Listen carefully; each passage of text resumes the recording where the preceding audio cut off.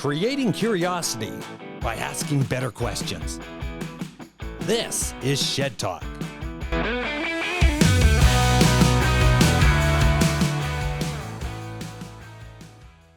Dr. Caroline Brookfield.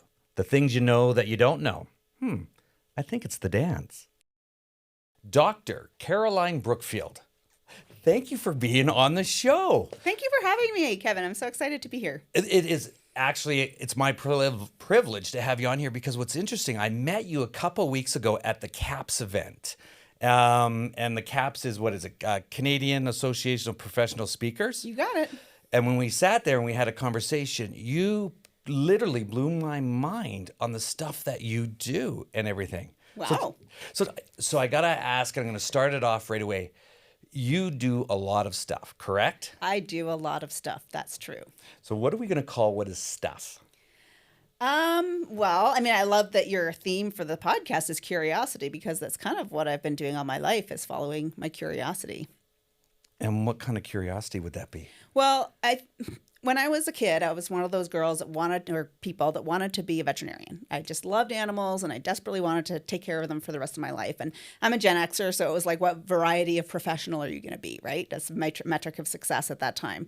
So it's like, if you like animals, you should be a veterinarian. So I was on a fast track to that. I remember being really nervous, and I was like 14 and I didn't have enough experience at a vet clinic for my vet school application. I was 14 years old. So I was pretty driven.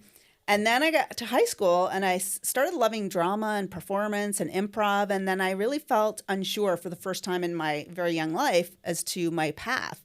But I still loved animals and I loved biology. I loved all the things. And I decided to go to vet school, partly because it was easier to figure out how to go to vet school than to be an actor or a cinematographer.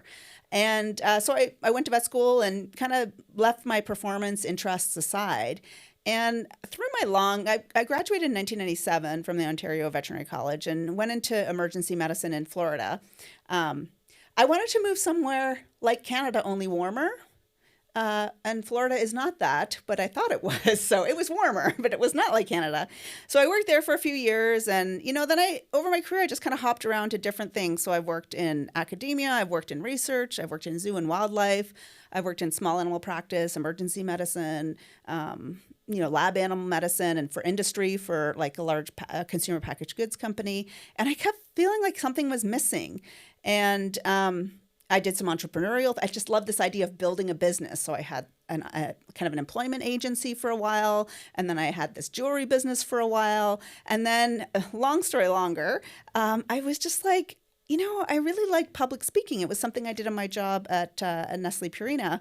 And I thought maybe I should do that. And so that kind of brings us to long trail of breadcrumbs to today, which is where I'm focused on public speaking and helping people engage with their creativity. So then getting into the public speaking and starting back then, how old are you when you first started to say, that's it, I'm getting into public speaking. This is my passion. This is my goal. I want to get in. How did you know those were the things you wanted to do, the things you know that you didn't know?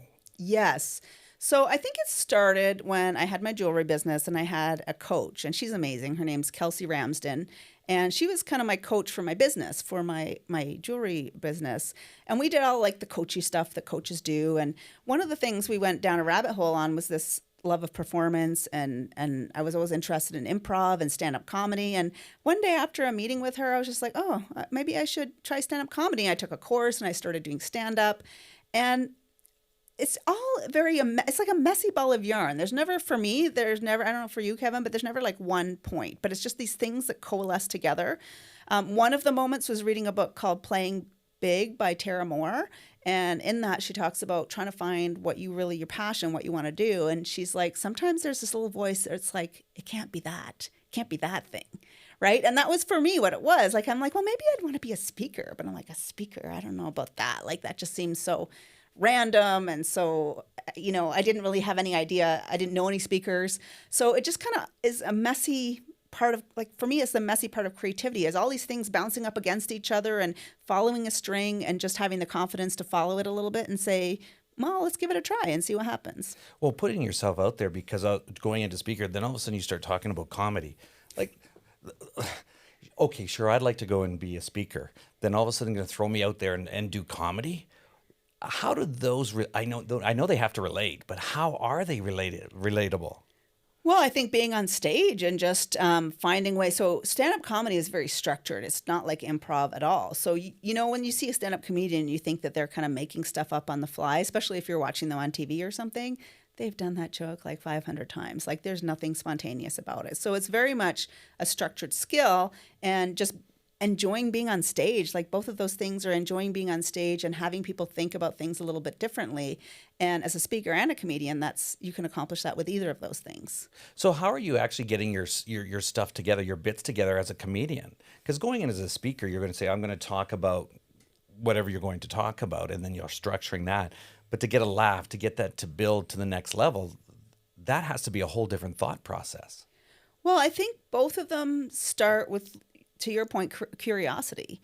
So if you've ever seen a comedian, or I have an app on my phone, they're always making notes and they're always observing things. Like if you ever watch Jim Gaffigan or Bill Burr, like their comments are just like observations that they have grabbed by the tail and written a joke about. Things that everybody can relate to. And I think that that relates to being a speaker, because it's also taking that observation. It's just a little bit more, I feel like as a speaker, it's a little bit more educational. So it's kind of on the same spectrum, I feel like, but professional speaking is a little bit more on the educational aspect, and comedy is a little bit more on the entertainment aspect.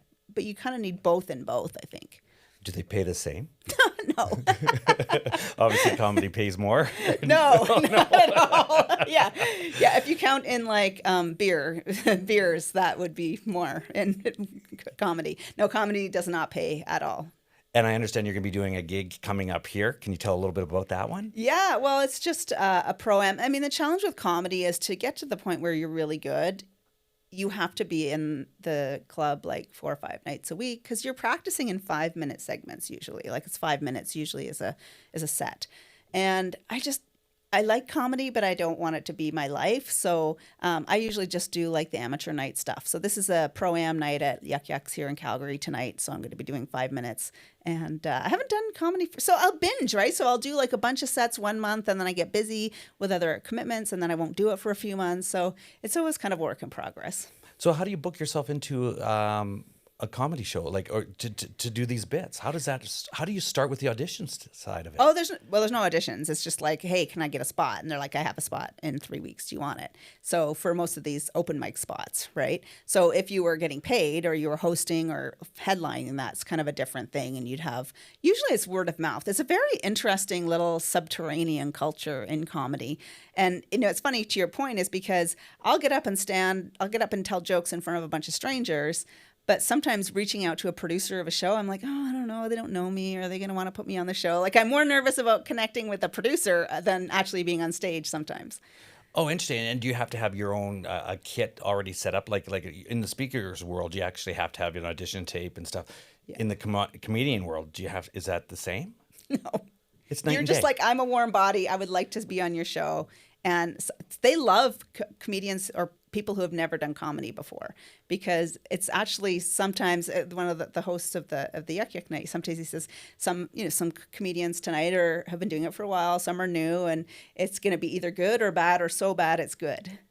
Oh my gosh. And then the mindset that must go in there, because if you can stand up there, be a comedian, your mind has to be, and your mindset has to be so focused that here you go. And have you ever gone on stage or seen guys where say, I'm just going to be a comedian. I'm going to just jump up here and I'm just going to go?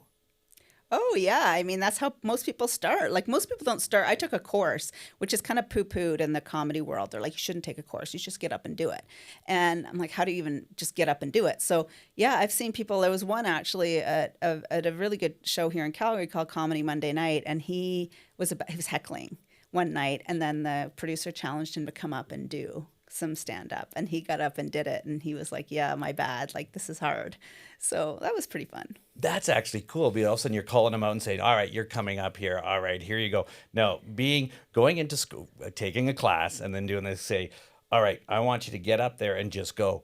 What's the most nerve-wracking point of it? Like, what are you looking for when you're there? It's like, all right, here I am, welcome everybody to the show.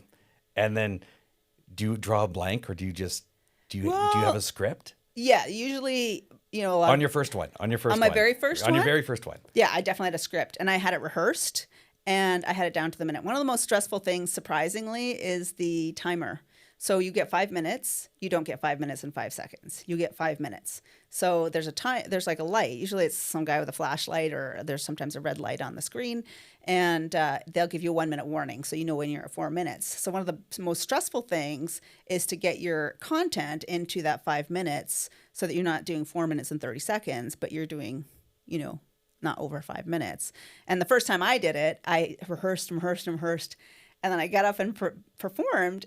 And I was like, you can't laugh. I don't have time for you to laugh. Like, I have 5 minutes. I was like 4 minutes and 55 seconds. But then in my rehearsal, I hadn't really thought about like, what if they laugh? And that, takes a few seconds. So it's like very, like the timing of it, especially with my ADHD, it can be stressful to be like, how do I know exactly what the time's going to be? So having ADHD, okay, and then going into that and being a speaker, okay, Yeah. and going into being in the comedian side and actually being structured, like you're putting yourself structured, Right. that's going to be very difficult. Well, I mean, everything's difficult the first time you do it, right? So how does ADHD, how has it helped you with this? well, ADHD helps a little bit because you, I don't remember, like things don't bother me. I don't remember things. So, if I bomb and I've bombed many times, it's easier to kind of forget that, I think, because you don't dwell on things. And it's also, I'm also looking for dopamine, right? So like what can give you more dopamine than getting on stage and performing stand-up comedy? So it's kind of, the discomfort is outweighed by the benefits. And how many people do you usually get at a show or that you've been at? Well, Your biggest? My biggest show, I don't know, it's hard to say. I actually was hired to do a show in Edmonton to veterinarians. That might have been the biggest. There's probably about 100 people there. Oh, okay. Yeah, maybe not 50. I don't know. So let's switch gears a little bit here because it's interesting. We talk about the comedian side of it, which is Yeah. really interesting, Mm-hmm. but flipping it back over to the actual professional side of speaking. Mm-hmm. And where do you take that and what do you speak on and focus on with that side of it? Yeah, and that took many years. So I decided I wanted to speak professionally before I knew what my topic was going to be. And so, again, that kind of messy ball of yarn or whatever it was. And I remember listening to a podcast, actually, about professional speaking. And the host said, if you don't know what you want to talk about, you should talk about something everybody asks you about all the time, like that people think you're an expert in, I guess.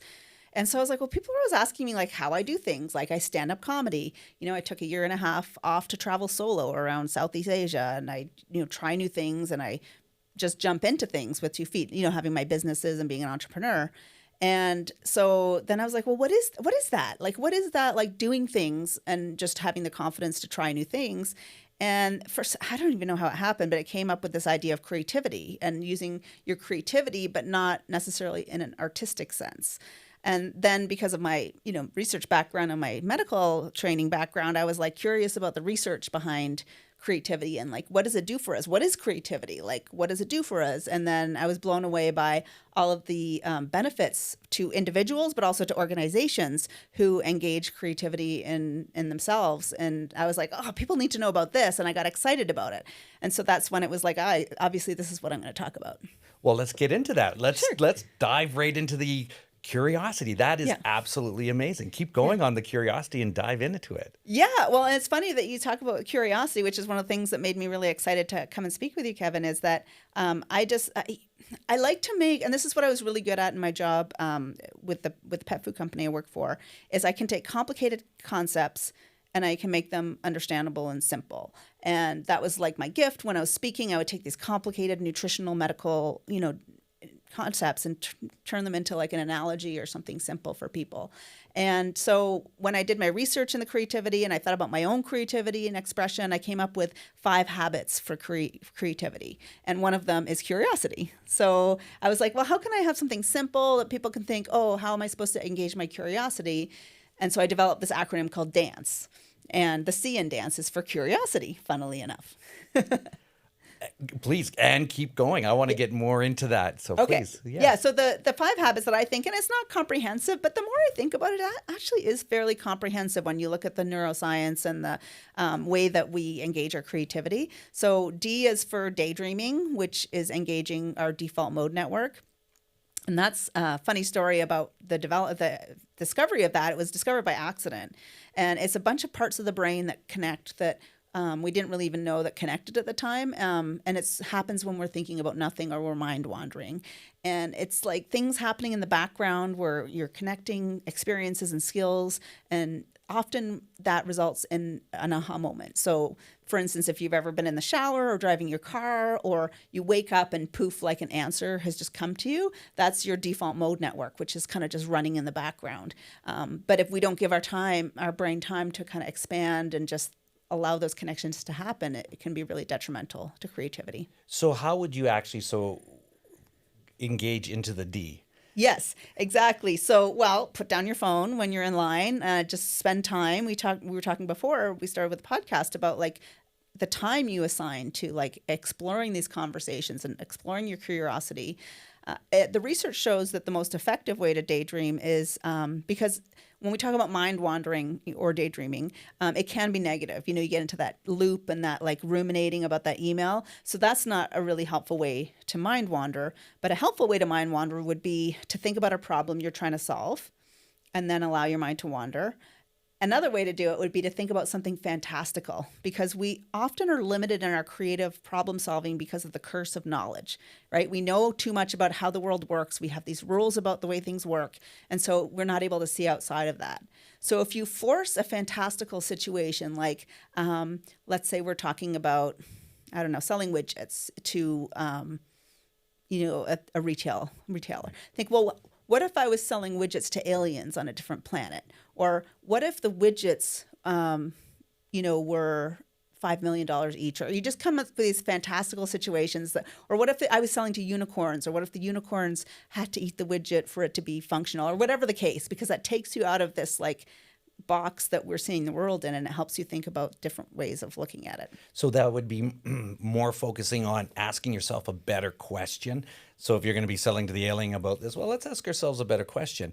What if we did this and they needed this, or whatever that storytelling is, and really focusing on the D of curiosity, because it's interesting. Our mind takes us into a whole different direction of self-talk, and we get to control that narrative of self-talk. But a lot of people actually just let self-talk happen, and they don't control it. Well, wait, you can control what you're saying to yourself. And that's where the D comes into play. Yeah, and just like allowing your mind to wander and allowing yourself to follow those thoughts and, dream about things and capturing it as well, like being able to be consciously aware of sometimes it happening. When's the best time to be in that state of mind? I think when you're relaxed, when you have time, like when it's an organic thing. It's not like, oh, I'm going to daydream at 3:00. It's more like I'm going to allow my time to wander. So going for a walk, but not listening to a podcast sometimes, like just going for a walk and listening to the trees and the birds and like looking around and just allowing your brain to be in a clutter-free space. So would that be like more going into the Zen state where everyone, okay, you're going to just sit there and just kind of be here and then daydream of that and I guess fantasize in your head of whatever that's going to be great for you? Yeah, just allow your mind to wander. And it's funny because research said, like when you're talking about Zen, if we're talking about mindful meditation, that's actually contrary to creativity, because when we're meditating and we're thinking about, unless you're in an open meditation, but most meditations are focused on the present moment, right? So you're like, I am in this moment right now. But creativity is all about what could happen in future moments. But what's interesting about meditation is that by being mindful and being focused on the present moment, you are more open to ambiguity, which is the second letter in dance, ambiguity, because you are like, I'm in this moment right now. I'm not going to freak out or react to ambiguity. And in that calmness in ambiguity, it opens up possibilities to be creative. It's kind of like this kind of paradox of you're not creative when you're meditating because you're thinking about this moment, but the act of being mindful helps open your creativity because you're not reacting to everything. So explain it a little more deeper in the ambiguity. So yeah, ambiguity. Yeah, so ambiguity. Nice segue is the A, and I used to get confused about what it actually was. So my definition that I've adopted is that ambiguity is something that can be in the world. So male or female, up or down, black or white, hot or cold. When you're not sure what something is, that thing is ambiguous. And what that does, but that's inert. Something ambiguous is just inert. But what that creates in us is feelings of uncertainty. And so we hate uncertainty at all costs. And so when we're faced with ambiguity, and there's been research around this, which is fascinating, but when we're exposed to ambiguity, even if we're not recognizing that we're feeling uncertain or that there's something ambiguous, we tend to jump to status quo solutions. Because evolutionarily, like we need to survive. So if we're feeling like our survival is threatened, we need to react quickly and we need to do something that's helped our species survive in the past, which is always what's worked before.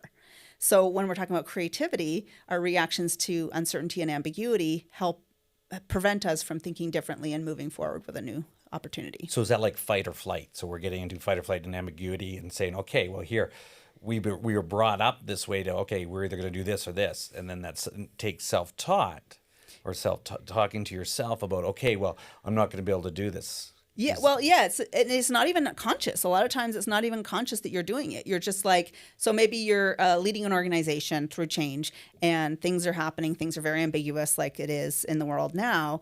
You might think, oh, we're going to do this new approach to, our marketing efforts. But chances are, unless you're really aware and you've done like the work to do a creative problem solving or design thinking process, you've just convinced yourself that the thing you're doing is new. And it's probably really not that new. And none of this is in our conscious awareness. It's just this is what tends to happen, and leaders especially are also have this leader bias where they are biased against creativity, but they don't really know. They're just like, well, this is the best one. This is the best way, but they don't recognize a lot of times these unconscious self-talk things that are happening. It's not even in their.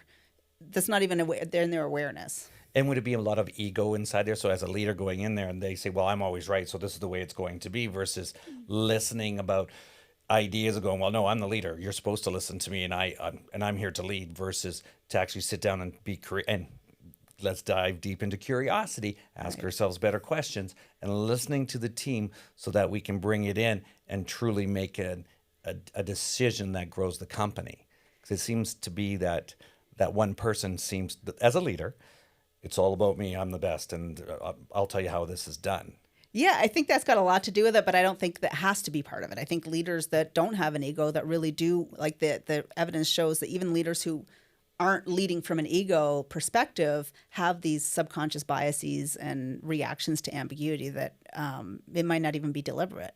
So, it's just the way that, if you get to a leadership position, your butt's on the line a lot more than someone at the front line. So subconsciously, you're less willing to take risks. And if you ask a leader the definition of creativity, their definition of creativity is actually different than pretty much everybody else's. So they're like, it should be something feasible. And this is the work of Jennifer Mueller in her book called Creative Change. And so she talks about how you can position ideas to leaders so that it kind of doesn't stimulate that threat response, because that threat response that you were talking, the fight or flight, when we're faced with ambiguity, it creates a response, like a fear response or I'm conflict on the world. Yeah, like it triggers like a fight or flight response. But the funny thing is it doesn't have to be a negative thing. So like if you have a boss with ego and it's like a hard driver and like everybody stays till midnight to get this done, if that boss comes to you the next day with a cake and says, hey, would you like a slice of cake and come join me in my office? That's a threat. That's ambiguous.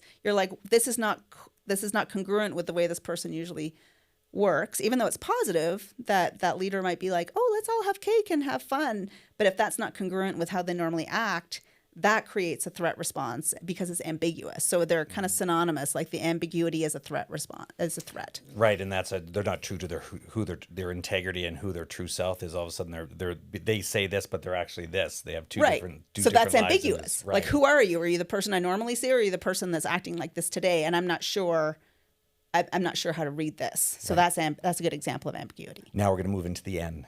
N. So N is for novelty. So that is like, if you were doing the same things and not curious about the world and trying new things, you're not going to have, I talk about this universe brain. So if your brain is like a universe and it's full of stars and planets and each of those points are like an experience, a relationship, a new skill, or a language or travel. If you have a massive universe brain, you're more likely to connect distant concepts and different points in a very unique way to create a very creative and unique solution.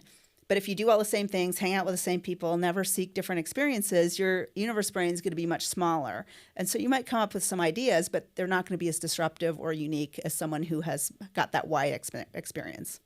And who is the best person for this? Is there a certain type of person that should be the N? No, so that's a habit. So these are all habits. So anybody Right. can do any of these habits. So novelty is a habit. If anybody gets themselves out of their comfort zone, tries new things, meets new people, tries new food, then that's going to be fuel for their own creativity. Oh, interesting. And now the C. C is for curiosity. Oh. So, you have to start with curiosity, because if you don't wonder how things could be different, how are you going to come up with a new solution? And it's interesting that a lot of people take curiosity and it's like a buzzword. Creating curiosity, we're going to do this. It's the new 20th century buzzword is curiosity. And when we look at it, it truly has a great function of asking ourselves better questions. Mm-hmm. And then when you're doing a seminar with people, you really focus in on that curiosity. What is the key point to curiosity? Key point to curiosity. I'm gonna get really deep. I know on this is your area, so you're going to challenge me on my thinking on.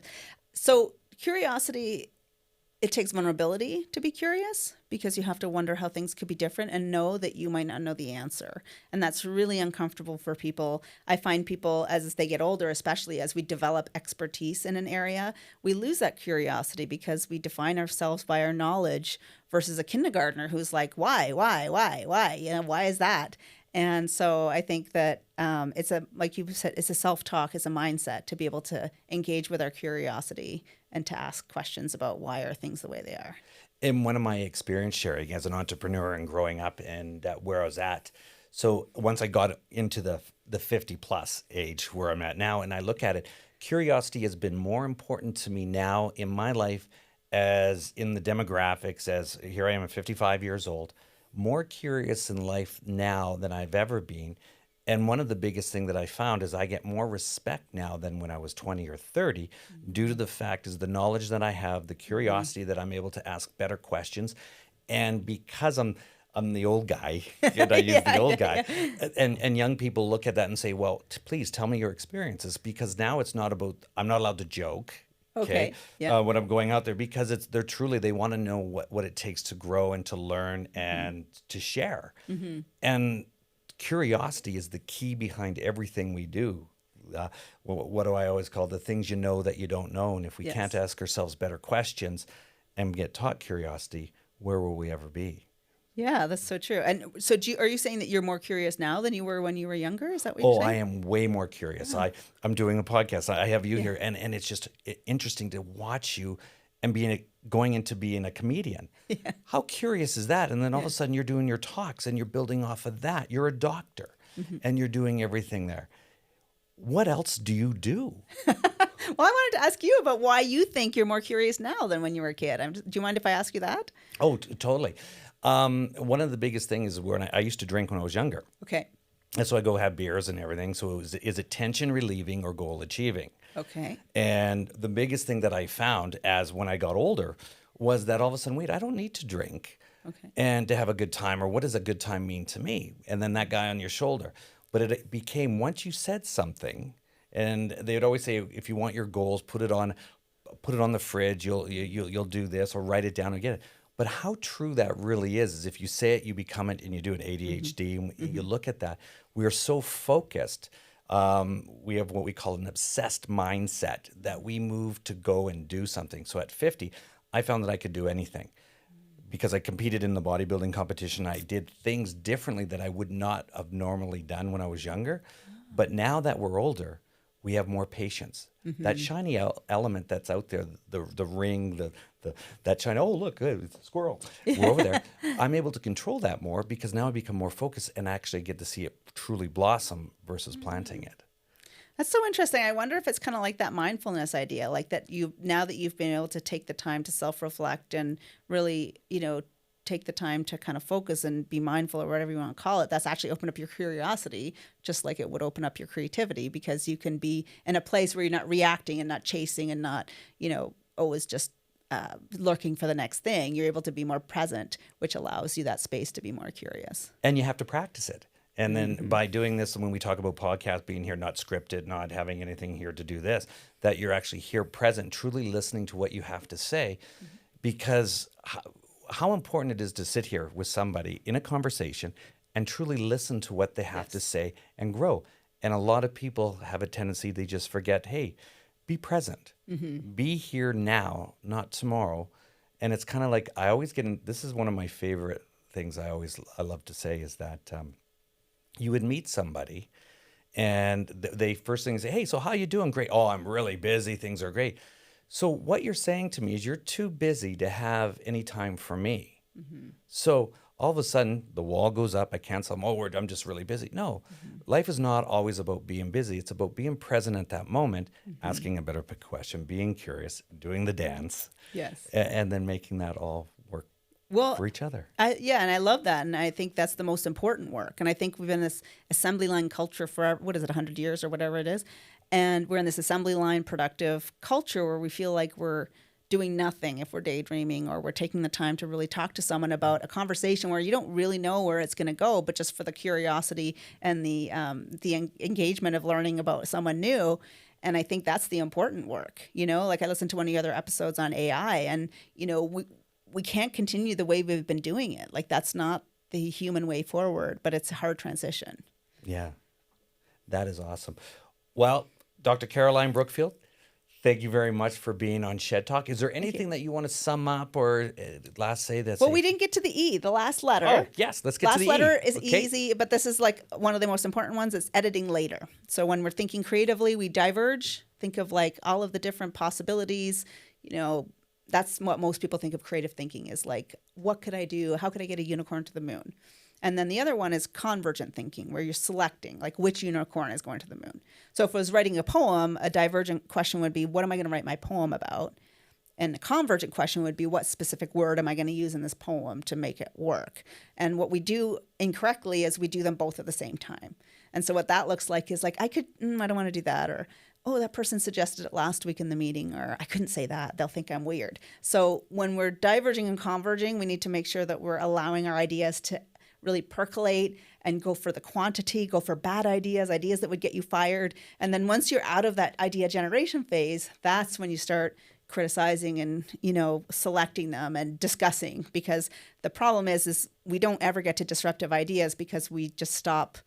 We just think that that's a dumb idea. I don't want to pursue that. So that's the dance. So that's my sum up, is that you can do any of those habits in a few minutes a day, like daydreaming, learning to face ambiguity with confidence, to say like, I'm not going to die here if I don't react immediately. What can I do to kind of open up space to be curious and always seek out new experiences, like you've been doing with your podcast and your bodybuilding and all the neat things you do. Awesome. You know what? Well, thank you very much for being on. And you know what? The things you know that you don't know. I love it. Thank you so much. Now you know. Shed Talk.